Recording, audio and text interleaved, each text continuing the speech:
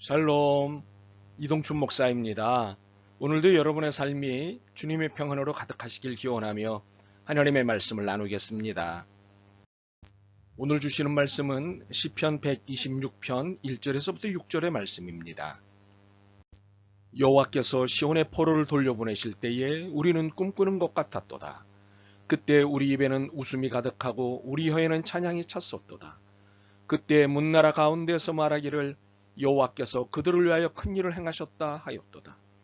여호와께서 우리를 위하여 큰 일을 행하셨으니 우리는 기쁘도다. 여호와여, 우리의 포로를 남방 시내들같이 돌려보내소서. 눈물을 흘리며 씨를 뿌리는 자는 기쁨으로 거두리로다. 울며 씨를 뿌리러 나가는 자는 반드시 기쁨으로 그 곡식단을 가지고 돌아오리로다. 아멘. 시편 126편 1절로부터 6절 말씀을 본문으로 끝을 위한 수고라는 제목으로 말씀을 나누도록 하겠습니다. 시작이 있으면 끝이 있습니다. 물론 시작이 있는데 끝은 없는 경우도 있습니다. 시작은 거창했는데 끝이 영 엉망이거나 흐지부지할 때가 있죠. 용두삼이라고 하는 경우입니다. 그러나 이것도 끝은 끝입니다. 비록 끝이 흐릿하지만 말입니다. 그러므로 시작이 있다면 끝은 있습니다. 그래서 인생도 사건도 모두 시작과 끝이 있습니다. 하여 질문을 하나 하고 싶습니다. 시작이 중요할까요? 끝이 중요할까요?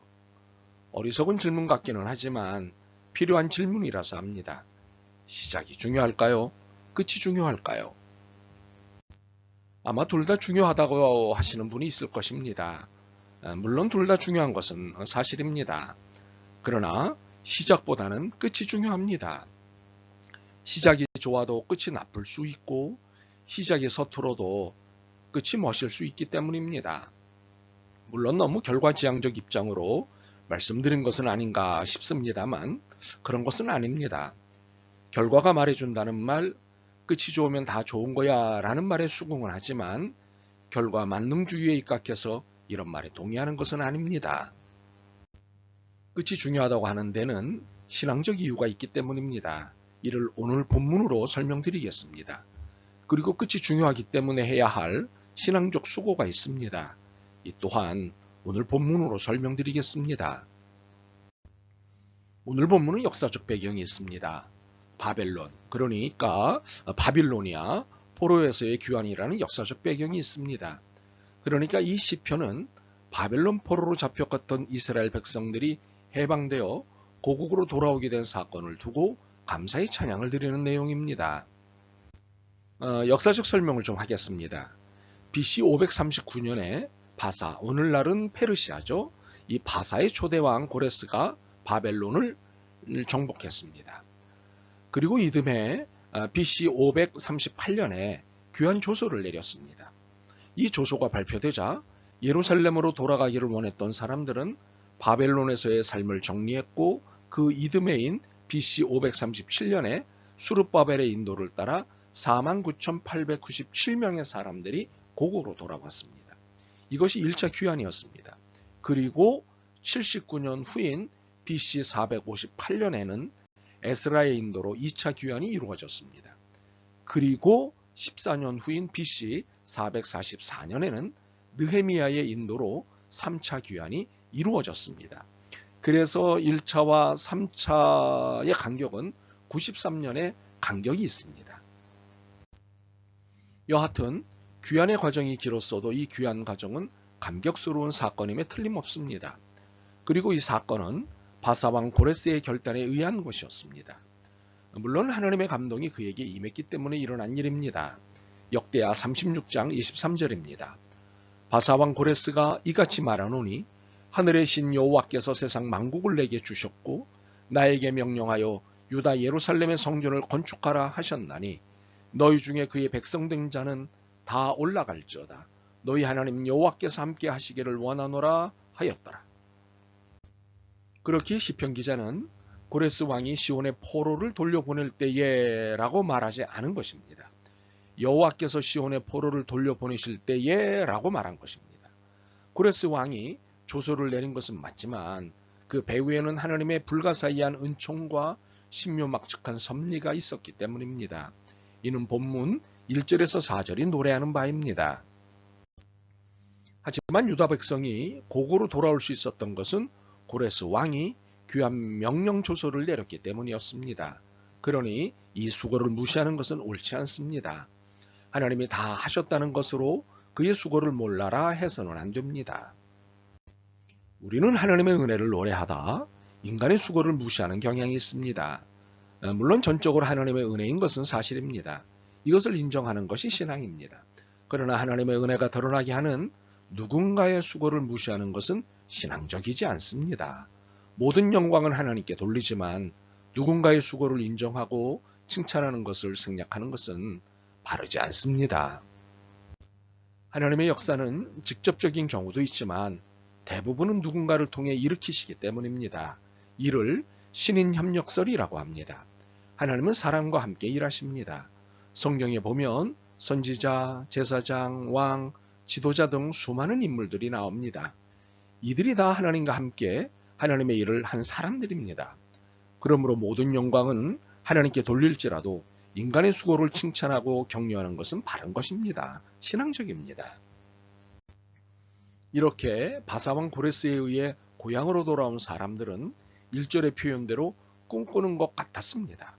그래서 2절의 표현대로 입에는 웃음이 가득하고 혀에는 찬양이 찼던 것입니다. 참으로 여호와께서 그들을 위하여 큰 일을 행하셨습니다. 그런데 여호와 하나님께서 그들을 위하여 큰 일을 행하신 것은 사실이지만 하나님의 큰 일이 저절로 일어났을까요? 아닙니다. 바사왕 고레스의 수고가 있었지만 이보다 더 중요한 수고가 있었습니다. 이스라엘의 눈물이었습니다. 그리고 기도였습니다. 그리고 몸부림이었습니다. 시편 기자는 이것을 5절과 6절을 통해 설명합니다. 눈물을 흘리며 씨를 뿌리는 자는 기쁨으로 거두리로다. 울며 씨를 뿌리러 나가는 자는 반드시 기쁨으로 그 곡식단을 가지고 돌아오리로다. 이 수고는 눈물의 수고였습니다. 여기서의 눈물이란 무엇인가요? 서러움입니다. 타향에서의 포로 생활은 무시당하고 학대당하는 서러움 아니겠습니까? 이 서러움에 복받쳐 눈물을 흘린 것입니다. 그런데 이 서러움은 신세 한탄으로서의 눈물만은 아니었습니다. 하나님께 단언하는 눈물이었습니다. 이 눈물은 기도였습니다. 그렇습니다. 눈물로 드린 기도였습니다. 눈물로 하나님께 쌓아올린 기도였습니다. 그리고 이 기도는 몸부림이었습니다. 살려달라고, 해방시켜달라고, 고향으로 돌아갈 수 있게 해달라고 몸부림친 기도였고 눈물이었습니다. 바로 이 눈물과 기도와 몸부림의 수고가 해방이라는 귀환이라는 기쁨의 곡식단을 거둘 수 있게 한 것입니다. 비록 시작은 하나님의 심판으로서 고통스럽고 고단한 포로 생활이었지만 끝은 기쁨이 넘치는 해방과 귀환이었습니다. 바로 이 끝을 만든 것이 회개의 눈물과 간절한 기도와 목숨을 건 몸부림이었습니다. 만약 이것이 없었다면 그들의 해방과 귀환은 까마득했을 것입니다. 혹시 해방과 귀환의 계획이 하나님께 있으셨기에 이러한 수고가 없었더라도 해방과 귀환은 당연히 일어났을 것이다 라고 생각하시는지요? 과연 그랬을까요? 바로 끝의 주인은 하나님이십니다. 그러나 하나님의 선으로서의 끝은 우리의 수고를 요구하십니다. 눈물을 흘리며 씨를 뿌리는 자는 기쁨으로 거두리로다. 울며 씨를 뿌리러 나가는 자는 반드시 기쁨으로 그 곡식단을 가지고 돌아오리로다. 라는 말씀에 오롯이 담겨 있는 것은 끝을 위한 우리의 수고를 요구하신다는 것입니다. 물론 끝은 하나님이 마감하시지요. 그러나 끝을 위한 우리의 신앙적 수고를 요구하십니다. 눈물과 기도와 몸부림입니다. 우리에게는 잘못된, 원치 않는 그리고 고통스럽게 시작된 모든 시작들을 끝내고 싶은 간절함이 있습니다. 원치 않는 것들의 시작이 그렇습니다. 잘못된 선택의 시작이 그렇습니다. 고통스러운 관계의 시작이 그렇습니다. 분명 우리가 믿는 하나님은 내 사정을 아시기에 이러한 시작에 끝을 내주실 것입니다. 그러나 하나님은 우리에게 신앙적 수고를 요구하십니다. 눈물과 기도 그리고 몸부림입니다. 원하는 기쁨은 거저 얻어지지 않습니다. 눈물과 기도와 몸부림의 수고로 얻어지는 것입니다. 이러한 수고 없이 기쁨으로 곡식단을 거둘 수는 없습니다. 그러므로 기쁨의 끝을 원한다면 하나님을 믿을 뿐만 아니라 회개의 눈물과 눈물의 기도와 그리고 간절한 탄원인 몸부림이 필요합니다. 참으로 이것은 중요한 신앙적 수고입니다. 이제 여러분 안에 있는 고통스럽고 안타까운 현실이 끝나길 소망합니다. 고통과 어려움을 끝내고 마음껏 다시 웃을 수 있는 그날을 어서 맞으시기를 소망합니다. 그래서 우리가 애써야 할 수고가 있습니다. 우리의 죄를 회개하는 것입니다. 그리고 애절한 기도, 몸부림치는 기도를 드리는 것입니다. 참으로 이것만이 우리를 둘러싼 고통과 어려움을 끝낼 수 있는 길입니다. 아멘. 주님, 울며 씨를 뿌리는 삶의 의미를 깨달았습니다. 회개합니다. 기도하겠습니다. 울겠습니다. 수고하겠습니다. 도와주옵소서. 예수 그리스도의 이름으로 기도드립니다. 아멘. 오늘도 여러분의 믿음과 삶을 응원합니다. 사랑합니다.